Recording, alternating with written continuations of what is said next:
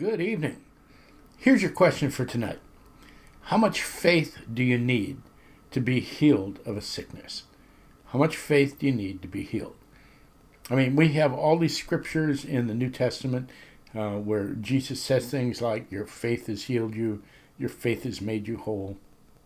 He feels power flowing out of him at one point. And so we've kind of, as Christians, as a church, we've kind of taken those verses to mean that our faith is active in our healing. And I think there can probably be a good scriptural case for that, but we got to be careful how far we take that. Because the accusation then becomes that if you pray and you're not healed, then maybe you haven't had enough faith. And so we see that sort of thing happening all the time.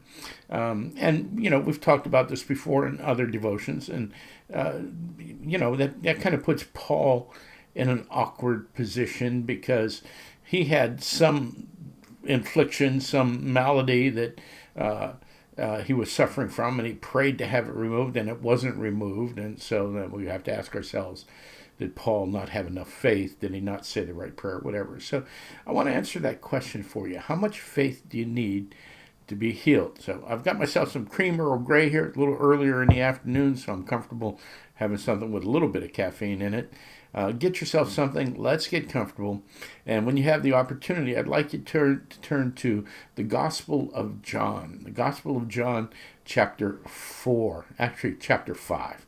And so a series of events have happened. Jesus beginning to show his authority and his power.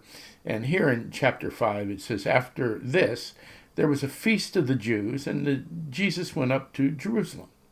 Now, there is in Jerusalem by the sheep gate a pool in Aramaic called Bethesda, which has 5 roofed colonnades, and in these lay a multitude of invalids, blind, lame, and paralyzed. One man was there who had been an invalid for 38 years. When Jesus saw him lying there and knew that he had already been there a long time, he said to him, "Do you want to be healed?" The sick man answered him, "Sir, I have no one to put me in the pool when the water is stirred up, and while I'm going, another steps down before me." Jesus said to him, "Get up, take your bed, and walk." And at once the man was healed, and he took up his bed and walked. Now, this is pretty spectacular. Tradition had it that this pool would begin to get stirred during the day, and the first one who would jump into the pool would get healed of whatever affliction he had. So Jesus heals the guy without putting him in the pool. The guy thinks he's got to go in the pool, and Jesus says, well, just get up and walk away.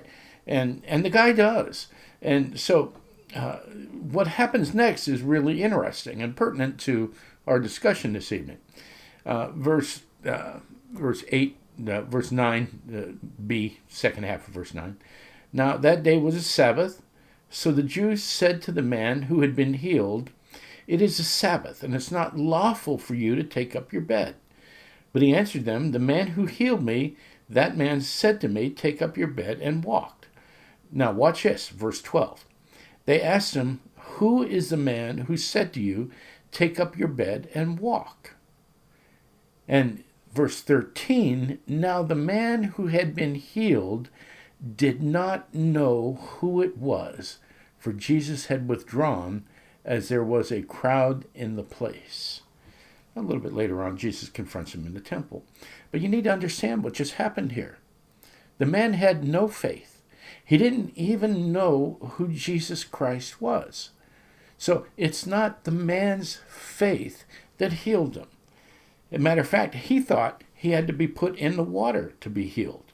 And that didn't even happen. Jesus said, "Get up and walk." The guy just got up and walked. So I guess we could kind of twist this to make it mean something it's not supposed to and say that he trusted Jesus enough. But he didn't know who Jesus was. So the answer to how much faith do you need to be healed is none. It's none. And see, just in asking that question, we change the focus of the healing from the power and presence of Jesus to ourselves. We have to conjure this amount of faith up in order for the healing to be effective. If we can't do it, it's not going to be effective. When healing is not about us, It's about Jesus. It's about his presence and power in our lives. Now, it doesn't mean that if we're not healed that there is no presence and power. What it means is that God has other intentions to reveal his presence and power in our lives other than through healing us. Now, this explains Paul. It explains more contemporary people like Joni Eareckson Tada. Why wasn't she healed? She's got this incredible ministry. She's been openly blunt about the fact that God didn't heal her because he had greater things for her to do other than be healed.